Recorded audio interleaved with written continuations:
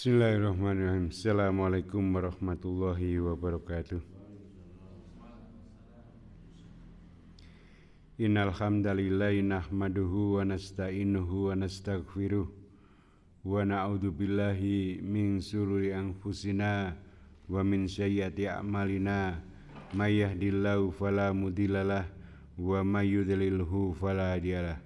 Asyhadu an la ilaha illallah wahdahu la syarikalah wa asyhadu anna Muhammadan abduhu wa rasuluh. Allahumma sholli ala Muhammad wa ala alihi wa sahbihi wa man tabi'ahu bil huda ila yaumil qiyamah. Qala Allah ta'ala a'udzu billahi minasy syaithanir rajim ya ayyuhalladzina amanu taqullaha haqqa tuqatih wa la tamutunna illa wa antum muslimun.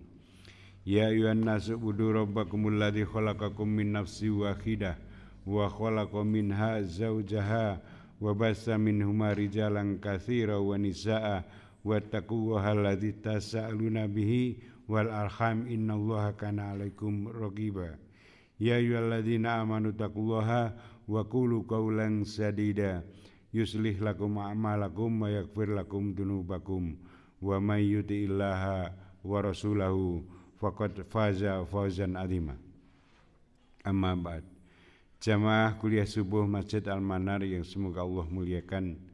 Alhamdulillah kita senantiasa bersyukur kepada Allah atas berbagai karunia-Nya, baik yang sifatnya karunia lahir berupa kesehatan, berupa hal-hal yang bisa kita rasakan langsung lewat panca indera kita, atau lebih penting lagi adalah nikmat batin.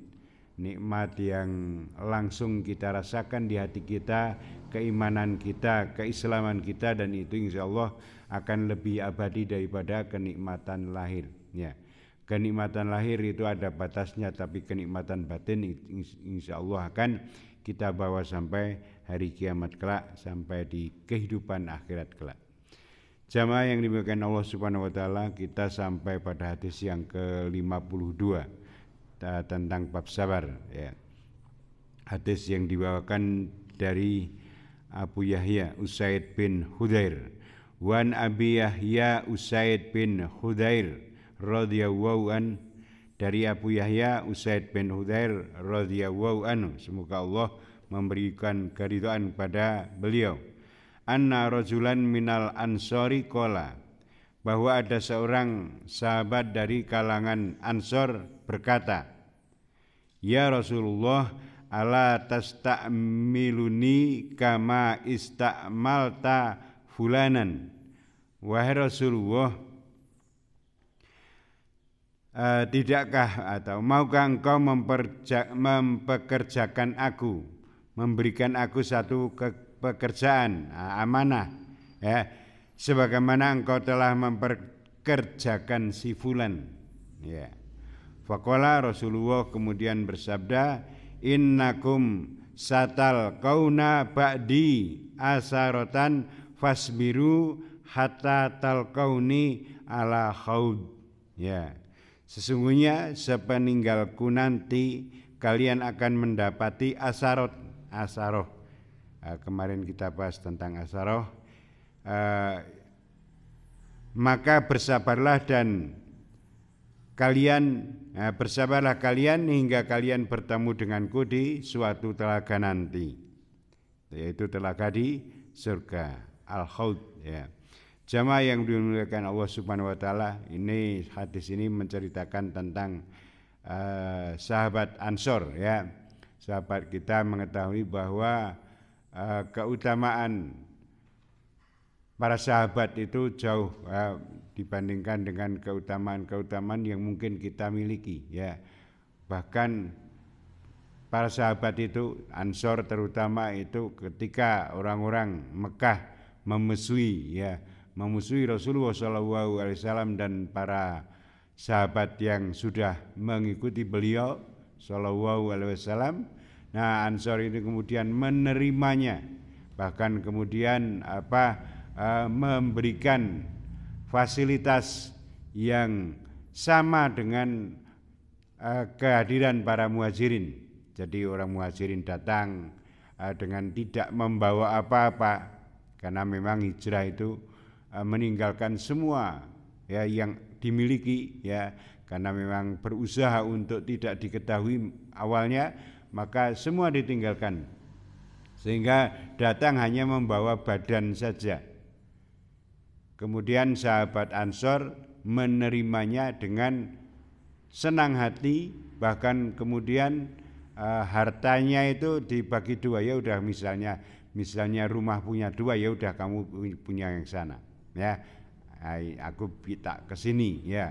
Kemudian bahkan kalau punya istri ya kamu pilih yang mana, atau ya saya ceraikan ya, kemudian diberikan pada para muhajirin itu, karena memang muhajirin itu Ansor itu begitu kasih sayangnya terhadap sesama muslim dan kasih sayangnya terhadap para muhajirin, sehingga banyak keutamaan yang dimiliki oleh sahabat-sahabat Ansor.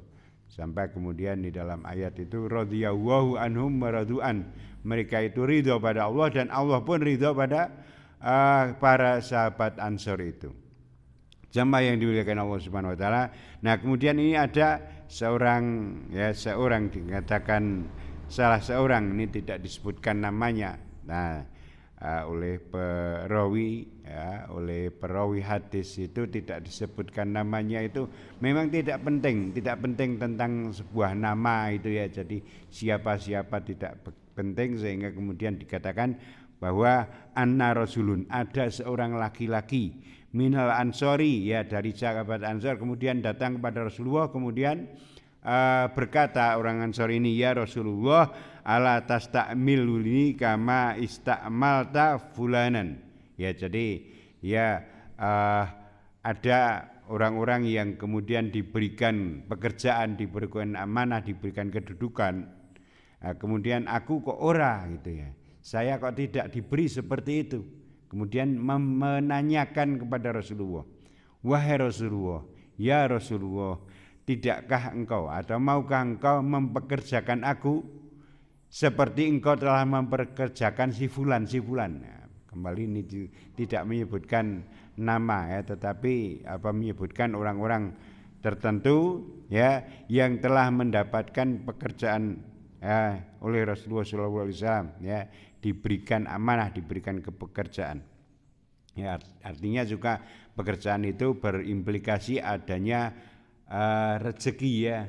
Jadi diberikan pekerjaan yang kemudian mendapatkan dari pekerjaan itu mendapatkan rezeki ya. Saya kok tidak seperti itu, mbok aku dipekerjakan juga gitu. Maka kemudian Rasulullah bersabda, innakum satal kauna ba'di asaratan fasbiru hatta tal kauni alal khaud ya, bahwa nanti sesungguhnya sepeninggalku nanti kalian akan mendapati satu pemimpin, orang-orang yang mementingkan diri sendiri ya, yang memonopoli kepentingan itu untuk dirinya dan orang-orang yang dalam jalannya ya, keluarganya ya, kroni-kroninya. Nah, maka bersabarlah kalian ya, fasbiru hatta talqauni alal khaud. Nah, maka bersabarlah kalian sampai kalian bertemu dengan aku di suatu telaga ya. Jadi ini pada hadis Abu Yahya Usaid bin Hudar ini mirip dengan hadis yang sebelumnya tadi, yaitu akan ada sepeninggalan Rasulullah SAW itu satu pimpinan ya, pimpinan orang-orang yang mementingkan dirinya sendiri ya. Jadi ini memberikan isyarat bahwa kepemimpinan itu tidak mudah. Kalau saya memberikan kepemimpinan pada seseorang dan kamu tidak saya beri ya, itu bukan berarti saya pilih kasih ya. Nanti bahwa kepemimpinan itu tidak mudah. Mengelola sumber daya yang ada, baik sumber daya manusia, sumber daya alam, sumber daya yang lain, itu tidak mudah dan ada banyak godaan-godaan. Maka kemudian bisa terjadi nanti suatu amanah yang diberikan itu karpe itu mendapatkan kemenangan, mendapatkan kemudahan, mendapatkan kefasilitas, tetapi yang terjadi adalah mendapatkan hal-hal yang tidak baik. Jadi seakan-akan diberitahu bahwa amanat itu tidak mudah. Kamu minta diberi pekerjaan, ya, seperti orang-orang itu. Tetapi ingat bahwa sepeninggalkanku nanti itu akan ada orang-orang yang memiliki, dia itu diberikan amanah tetapi tidak bekerja dengan baik. Artinya dia mementingkan kehidupannya, mementingkan dirinya sendiri. Ya, fasilitas-fasilitas bisa saja kemudian secara legal itu didapatkan, tetapi dengan boros, ya. Jadi misalnya, mumpung ada fasilitas berkendaraan, saya tak milih kendaraan yang itu. Saya ada fasilitas menginap, ini kayak kunjungan, ya. Saya akan memilih fasilitas menginap yang bagus, yang kemudian boros, sifatnya boros.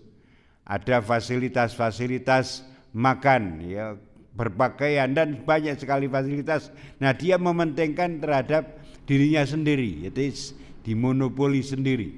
Ada kepentingan misalnya terhadap memberikan sebagian dari pekerjaan, ya kemudian mementingkan dirinya dan keluarganya. Sifat monopoli, asaratun, ya. Jadi ini kepemimpinan itu tidak mudah, pekerjaan itu tidak mudah. Ya. Namun demikian dia juga beliau Rasulullah SAW juga bersabda, maka bersabarlah kamu, ya, fasbiru, ya, ya, fasbiru hatta talqauni alal khaut, ya, maka bersabarlah kamu, orang gampang minta seperti orang yang lain yang tidak, yang mendapatkan, ya. Lebih baik kamu akan bersabar, ya. Bersabarlah saja kamu dan Allah akan membalas kamu atas kesabaran itu, ya. Allah akan membalas kesabaran kamu dengan menemukan aku, memberikan kamu minum di hari yang sangat kesulitan, yaitu di telaga. Ya, jadi ada imbalannya kalau kamu bersabar, tidak minta seperti yang orang lain dapatkan, ya. Nanti ada imbalannya. Ada imbalannya bahwa kamu nanti akan mendapatkan air minum, ya, mendapatkan kesegaran, mendapatkan kemuliaan, mendapatkan kemudahan dikala orang-orang lain itu tidak mendapatkan, ya. Dan itu adalah dengan memberikan minum di telaganya, telaga Rasulullah Shallallahu Alaihi Wasallam. Maka kita berdoa, ya, semoga Allah memberikan kita kemudahan, ya, untuk kita dapat besok di hari kiamat itu mengunjungi dan bisa meminum telaga itu. Karena di telaga itu airnya itu spesial. Siapa yang minum air itu maka tidak akan haus selamanya. Ya. Waktu itu kejadian di hari kiamat itu sangat ketika masa menunggu pengadilan Allah Subhanahu wa taala, maka banyak manusia yang kemudian sangat membutuhkan perlindungan, membutuhkan kenyamanan, membutuhkan naungan. Nah, kemudian salah satu dari perlindungan kenyamanan itu adalah adanya telaga, ya. Orang pada waktu itu diliputi dengan banyak hal kesusahan, kegelisahan, kegundahan, ya. keringatnya mengucur dengan deras sampai kemudian bisa menenggelamkan, ya. Ada yang hanya sebatas mata kaki, ada yang sampai lutut, ya, ada yang sampai dada dan seterusnya. Itu karena memang sangat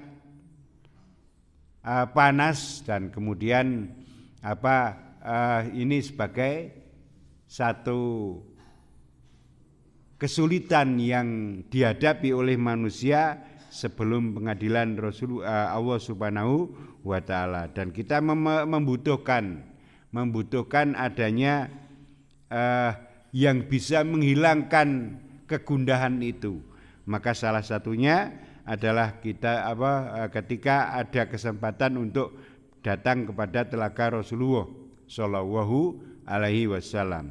Kita mengetahui bahwa telaga Rasulullah Shallallahu Alaihi Wasallam itu sangat luas, ya. Panjang sisi-sisinya itu hampir sama, ya.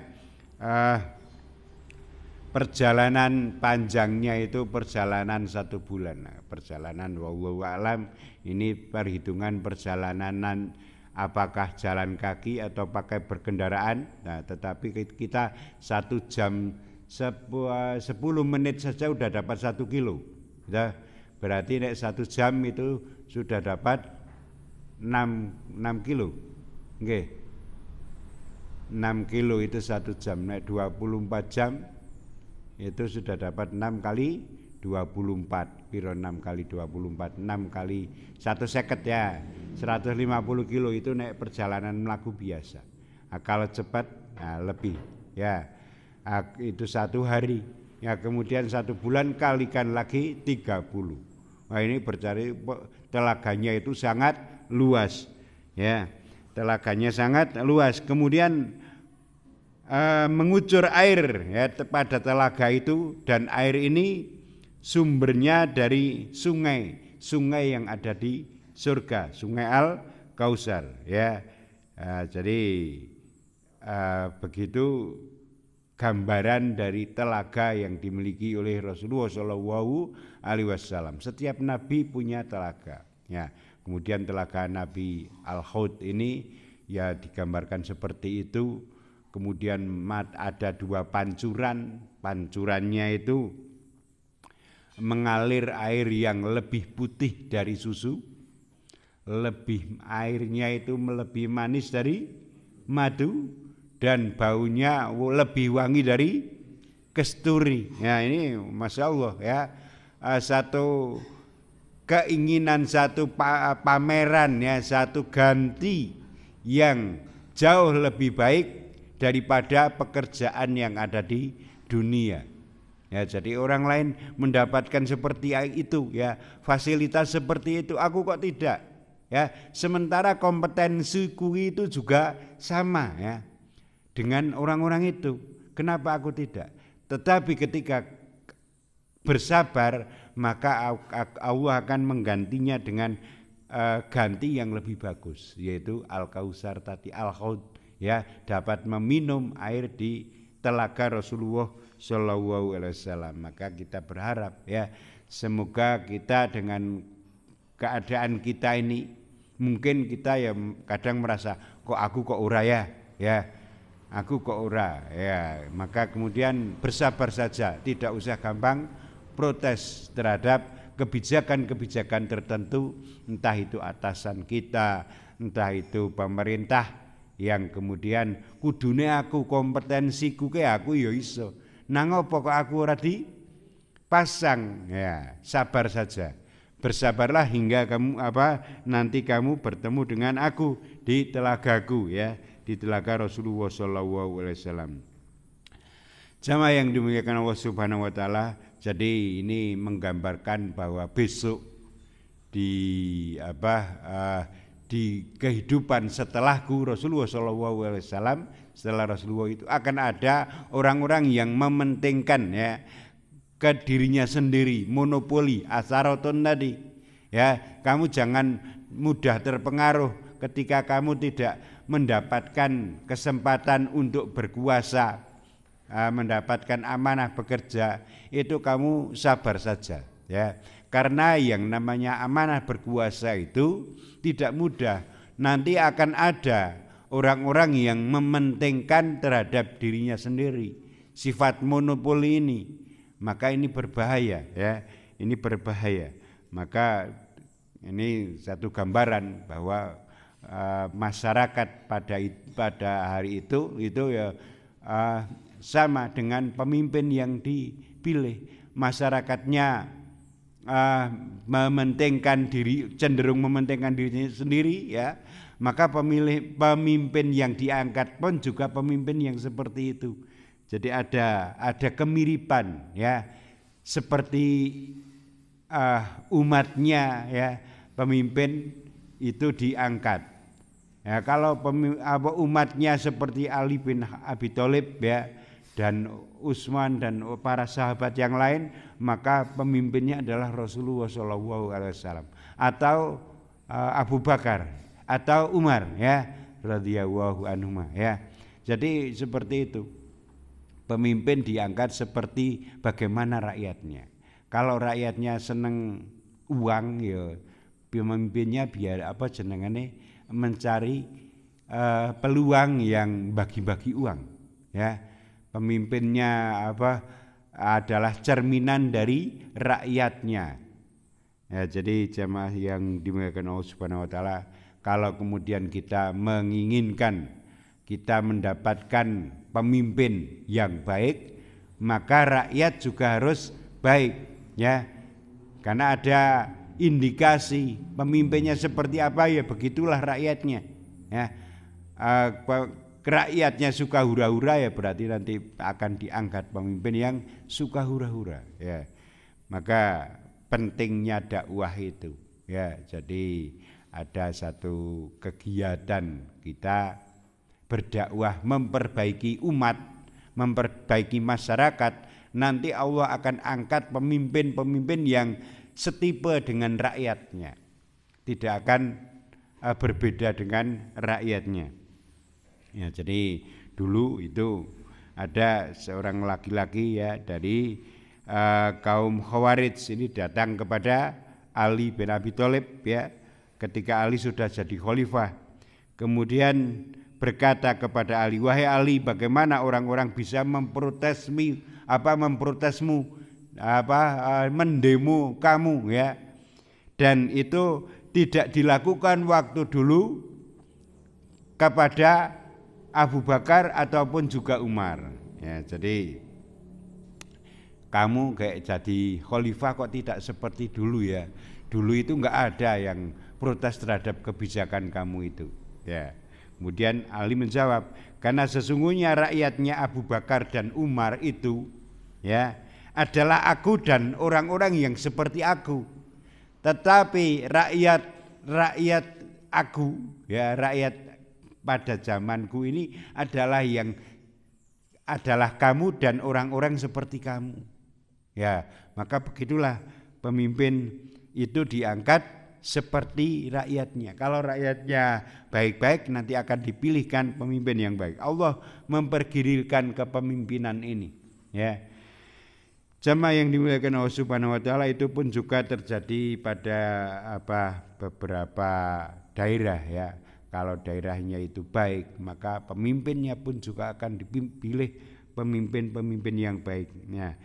Demikian juga kalau suatu daerah itu misalnya negeri-negeri yang kurang baik ya, rakyatnya itu suka kekerasan, maka akan dipilihkan pula pemimpin yang setipe dengan rakyatnya kala itu. Jamaah yang dimuliakan Allah Subhanahu wa taala, itu hadis yang pendek yang insyaallah kemudian kita bisa mengambil manfaat dari hadis itu ya. Yang pertama bahwa kesabaran itu merupakan satu kunci ya. Kesabaran itu penting dipunyai, disikapi oleh semua orang ya. Kesabaran dengan tetap taat kepada, jadi ada isyarat meskipun pemimpinnya itu zalim ya, pemimpinnya itu asyarat atau mementingkan diri sendiri, kamu tidak usah ndak usah memberontak ya, kamu ndak usah gampang protes ya. Kalau menyampaikan pendapat, kritikan itu ya ada jalurnya, tidak kemudian turun ke jalan ya, kemudian memprotes ya, itu akan tidak lebih baik ketika disalurkan pada jalan yang sebenarnya. Jadi kita harus bersabar ya, dengan tetap menaati kewajiban kita sebagai rakyat. Nah, jadi itu satu faedah yang pertama, yaitu kita harus bersabar.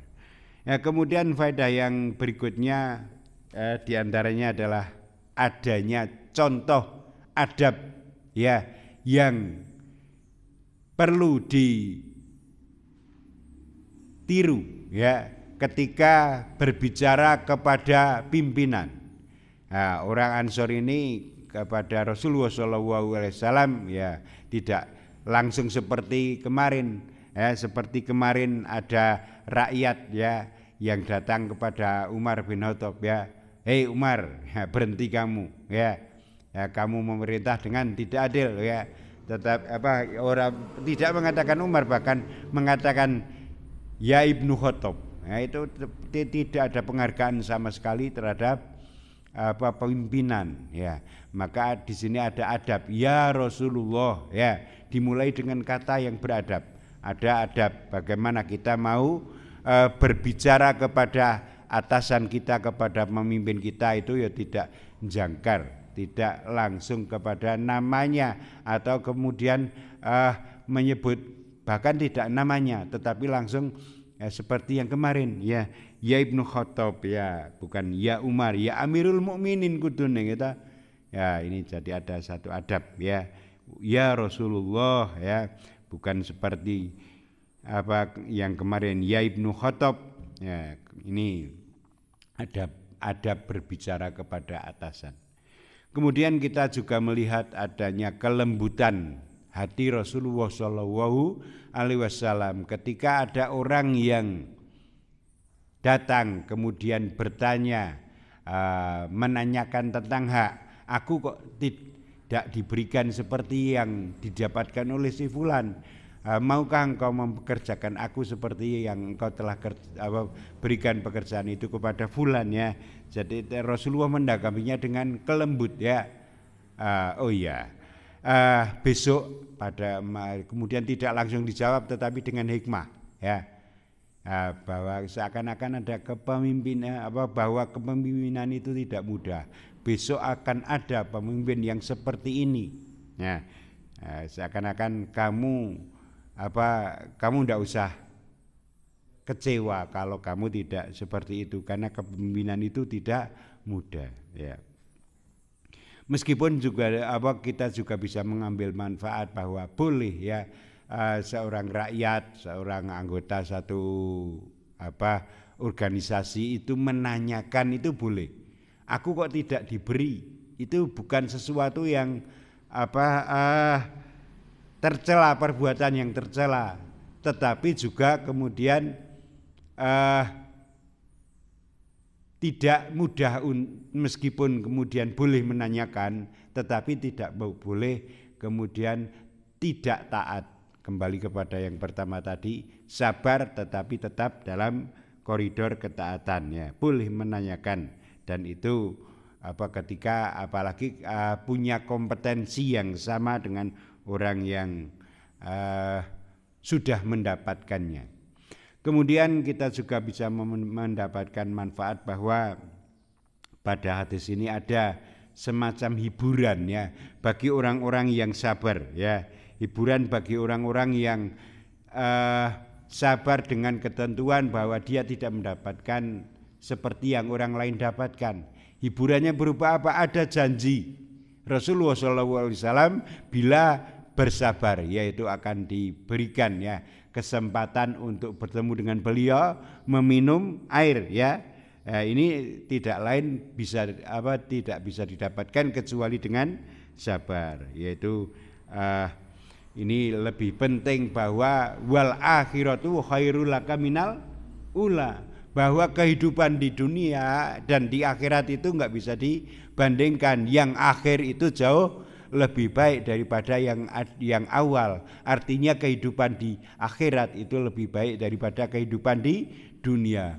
Wal akhiratu khairu wa abqa, lebih baik dan lebih kekal ya. Nah, maka bersabar saja, kamu nanti akan mendapatkan ganti yang lebih baik dari sekedar pekerjaan. Jamaah yang dimuliakan Allah Subhanahu wa taala, ini mungkin yang bisa kita bahas, kita bisa sampaikan pada kesempatan hari ini. Kurang lebihnya mohon maaf. Kita berharap semoga kita nanti diberikan kesempatan bertemu dengan Rasulullah SAW di telaganya, kemudian kita diberikan kesempatan untuk meminum airnya di hari yang sangat mengkhawatirkan, mencemaskan ya. Kita diberikan naungan dari Rasulullah SAW. Ya, ada 6 golongan yang nanti akan mendapatkan naungan, yaitu salah satunya adalah pemuda-pemuda ya, orang laki-laki yang hatinya terpaut pada masjid. Jadi dimanapun kita berada, dalam mukim atau sedang safar, itu yang dipikirkan wah ki engko arek salat nang ndi.